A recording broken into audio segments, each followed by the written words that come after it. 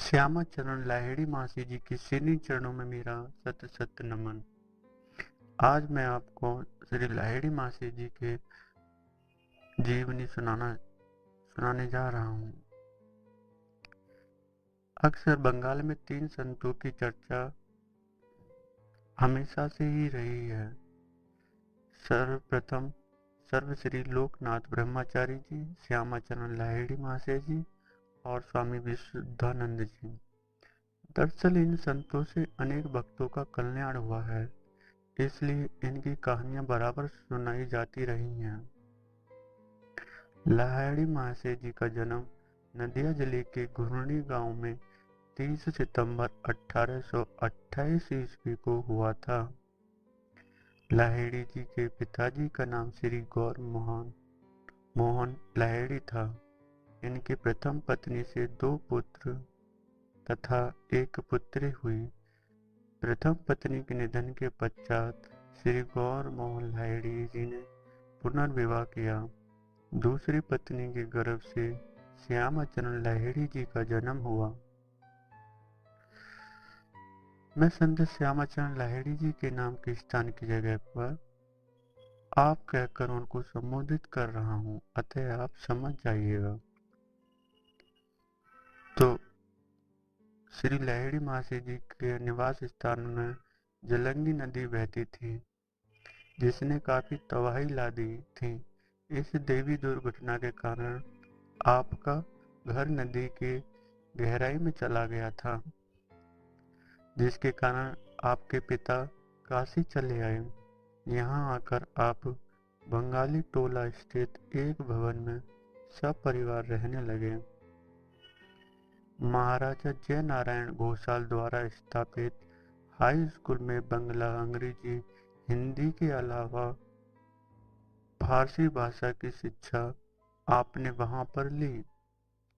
यहाँ की शिक्षा संपूर्ण करने के बाद आप संस्कृत कॉलेज में संस्कृत भाषा का अध्ययन करने लगे।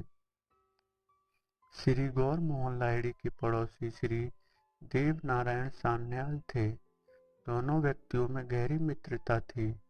इसे और सुदृढ़ करने के लिए दोनों समधी बन गए।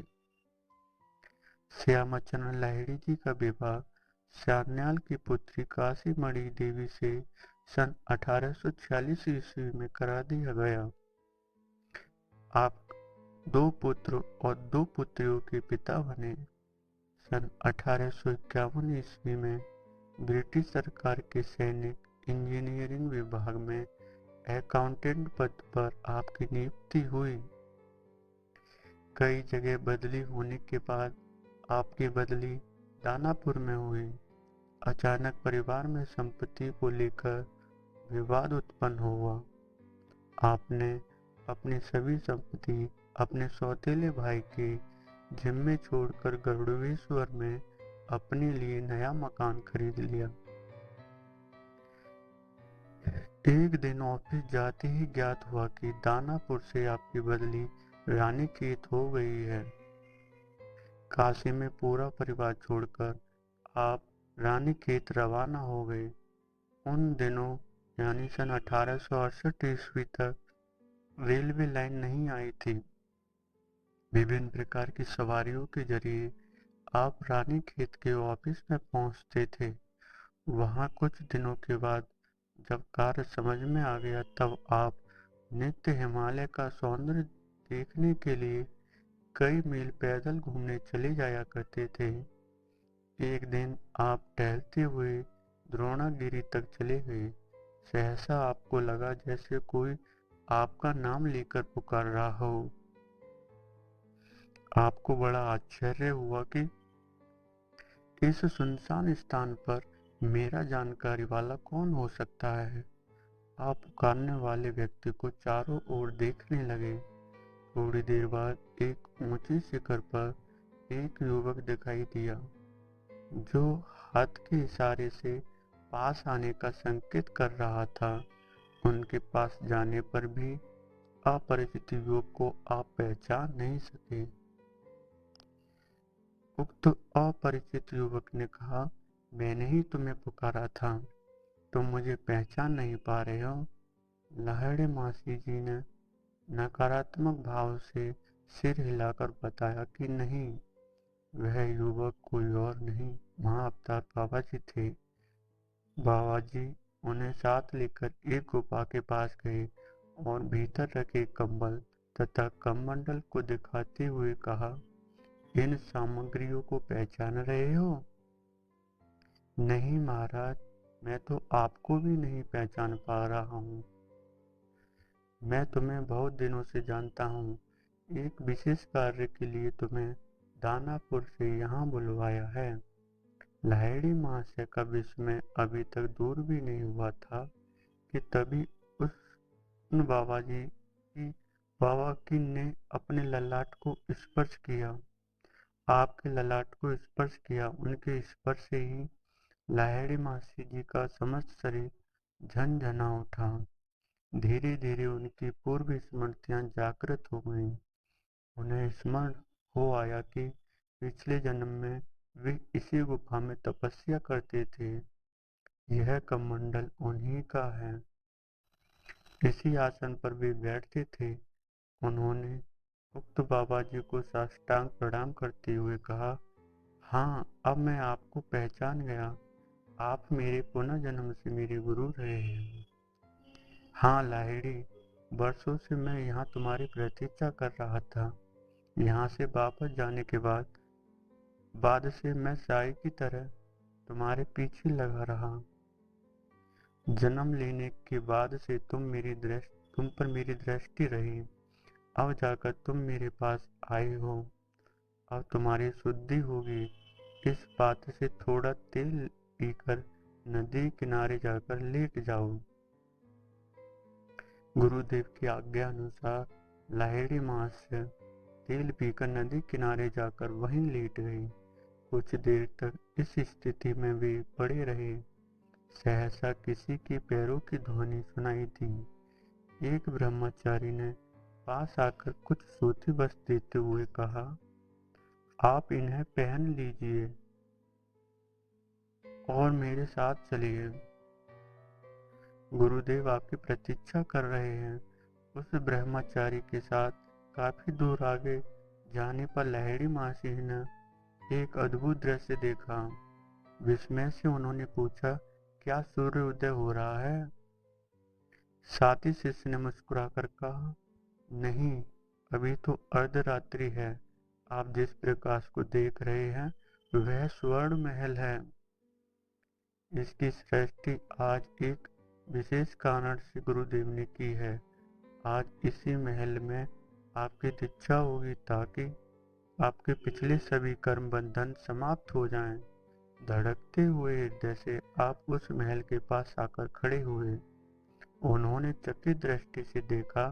चारों ओर पृथ्वी से प्राप्त विभिन्न रत्नों से महल का श्रृंगार किया गया था। जड़े हुए रत्नों की आभा से जो प्रकाश निकल रहा था उसी से उन्हें सूर्योदय का भ्रम हुआ था। दरवाजे के पास कई गुरु भाई खड़े थे। महल के भीतर आने पर लाहिड़ी मासी ने देखा, भीतर अनेक संत विराजमान हैं। इन संतों के आसपास स्थित दीपकों से रंग बिरंगे प्रकाश निकल रहे हैं। समस्त दृश्य जादू जैसा लगने लगा। अपने जीवन में कभी इस प्रकार का दृश्य देख सकेंगे, इसकी कल्पना उन्हें नहीं थी। कुछ दूर आगे बढ़ने पर गुरुदेव के दर्शन हुए। तुरंत उनके चरणों पर सिर रखकर लाहिड़ी महाशय भूमि पर लेट गए। गुरुदेव ने कहा, जागो बस, आज तुम्हारी सारी भौतिक इच्छाएं हमेशा के लिए शांत हो जाएंगी। ईश्वरीय राज्य की प्राप्ति के लिए क्रिया योग की दीक्षा दूंगा। सामने स्थित हवन कुंड के आगे गुरुदेव ने ज्यों ही हाथ फैलाया त्यों ही चारों ओर फूलों के ढेर लग गए। प्रज्वलित हवन के कुंड के सामने गुरुदेव ने लाहिड़ी महाशय जी को क्रिया योग की दीक्षा दी। दीक्षा लेने के बाद लाहिड़ी महाशय जी ने एक बार महल को जी भर कर देखा। इसके बाद गुरुदेव के समीप आकर बैठ गए। गुरुदेव ने कहा, अब तुम अपनी आंखें बंद कर चुपचाप बैठ जाओ। लाहिड़ी महाशय ने अपनी आंखें बंद कर लीं। कुछ देर बाद गुरुदेव के आदेश देने पर उन्होंने आंखें खोली।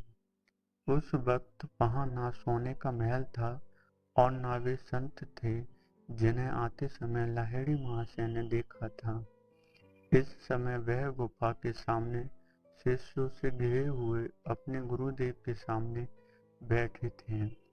यह दृश्य लाहिड़ी महाशय जी के लिए अद्भुत था। अभी इसी विषय पर कुछ सोच रहे थे कि तभी गुरुदेव ने उन्हें भोजन करने की आज्ञा दी। इसके बाद उन्होंने कहा, अब तुम अपनी गुफा में जाकर ध्यानस्थ हो जाओ। गुरुदेव के आदेश अनुसार लाहिड़ी महाशय गुफा के भीतर जाकर कंबल पर बैठ गए। गुरुदेव ने लाहिड़ी महाशय के मस्तक पर हाथ फेरा और वे समाधिस्थ हो गए। इस प्रकार यह क्रिया लगातार कई दिनों तक चलती रही। 8वें दिन गुरुदेव ने कहा, श्यामाचरण, अब मेरा कार्य पूरा हो गया है। शीघ्र ही तुम्हें यहाँ से वापस जाना पड़ेगा। मैंने तुम्हारे हेड ऑफिस को प्रेरणा देकर इसी कार्य के लिए बुलाया था।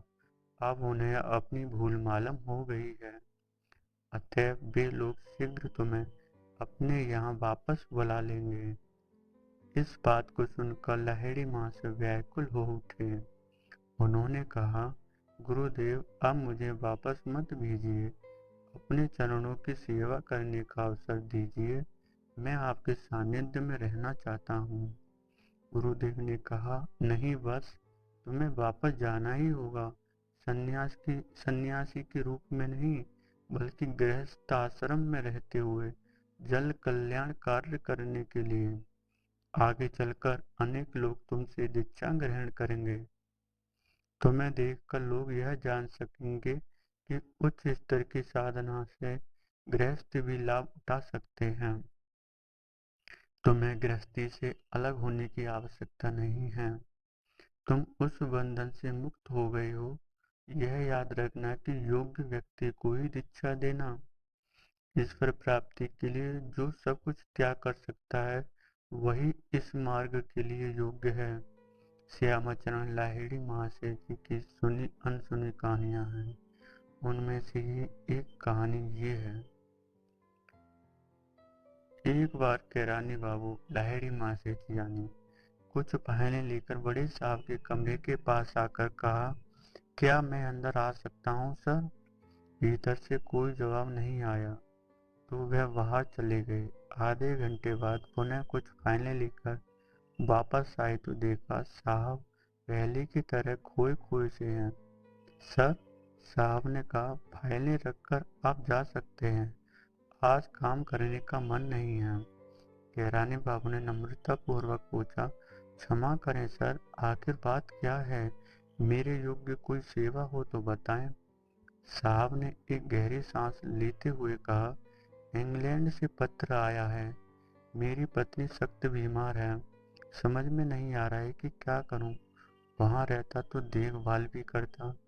कैरानी बाबू ने कहा, साहब मैं थोड़ी देर बाद आ रहा हूँ। कैरानी बाबू की बातें सुनकर साहब का उदास चेहरा मुस्कान में बदल गया। ऑफिस के सभी बाबू इस कैरानी बाबू को पगला बाबू कहते थे। हमेशा ना जाने क्यों अपने आप में खोए से रहते थे। बातें करते समय हमेशा मुस्कुराते रहते थे। हमेशा आनंद में डूबे रहते थे। किसी बात की चिंता नहीं करते थे। थोड़ी देर बाद साहब के कमरे का दरवाजा खुला। साहब ने कैरानी बाबू की ओर देखते हुए कहा, आज मैं कुछ भी नहीं करूँगा। अब फाइलों का काम कल होगा। साहब की बातें समाप्त होने पर कैरानी बाबू ने कहा, सर आप बिल्कुल बेफिक्र रहिए। मेम साहब स्वस्थ हो गई हैं। वे आपको आज की तारीख में पत्र लिख रही हैं। अगली मेल से आपको उनका पत्र मिल जाएगा। सिर्फ यही नहीं, टिकट मिलते ही वे अगले जहाज से भारत के लिए रवाना हो जाएंगे। इधर किराने बाबू अपनी बातें कह रहे थे और उधर साहब मुस्कुराते हुए इनकी ओर देख रहे थे।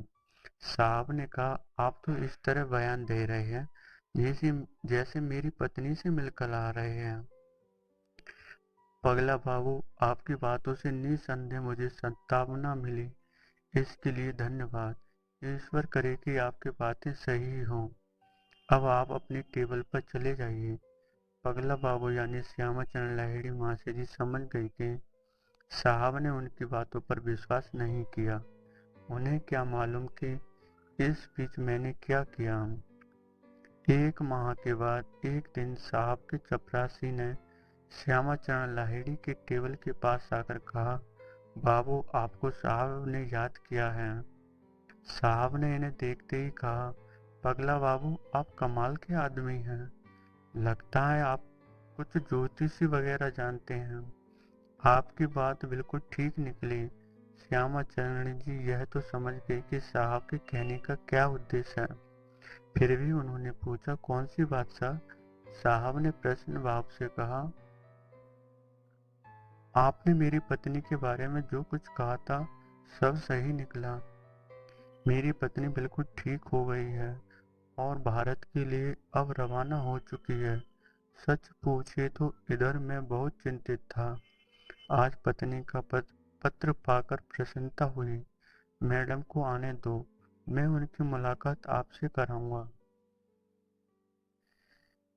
इस घटना के 20 से 25 दिन बाद एक दिन पुनः श्यामाचरण जी को बुलाया गया।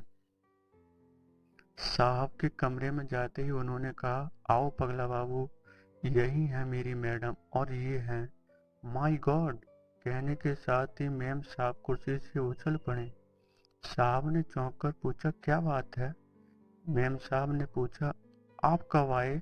साहब ने कहा, पगला बाबू कब आए? यह क्या पूछ रही हो? लाहिड़ी माँ से सब कुछ समझ गए। बिना कुछ बोले वे बाहर चले गए। उनके जाने के बाद मेम साहब ने कहना प्रारंभ किया, बड़े आश्चर्य की बात है, लगता है जैसे यहाँ आकर जादू देख रही हूँ। घर में जब मैं बीमार थी तब एक दिन यही आदमी मेरे सिरहाने खड़ा होकर सिर पर हाथ फेरता रहा। मुझे आश्चर्य हुआ कि आखिर यह अपरिचित व्यक्ति मेरे घर में कैसे आ गया। लेकिन दूसरी क्षण इसने मुझे सहारा देकर बिस्तर पर जब बैठाया तब मेरी सारी बीमारी दूर हो गई। मुझे अजीब सा लगा। इसने कहा, बेटी, तुम बिल्कुल ठीक हो गई हो। अब तुम्हें कोई कष्ट नहीं होगा। भारत में तुम्हारे पति बड़े बेचैन हैं। उन्हें अभी पत्र लिखकर डाक में डाल दो। कल ही जहाज कंपनी में सीट बुक कराने का ऑर्डर भेज दो। जल्दी भारत चली जाओ, वरना साहब नौकरी छोड़कर वापस आ जाएंगे। इतना कहकर यह आदमी गायब हो गया। मैं यह भी नहीं पूछ सकी कि आखिर तुम कौन हो, वहाँ कहाँ रहते हो, मेरे पति के बारे में क्या जानते हो। उस वक्त ऐसा लगा जैसे मैं कोई सपना देख रही थी और आज इस शख्स को यहाँ देखकर डर गई। सारी बातें सुनकर साहब भी कम आश्चर्यचकित नहीं हुए।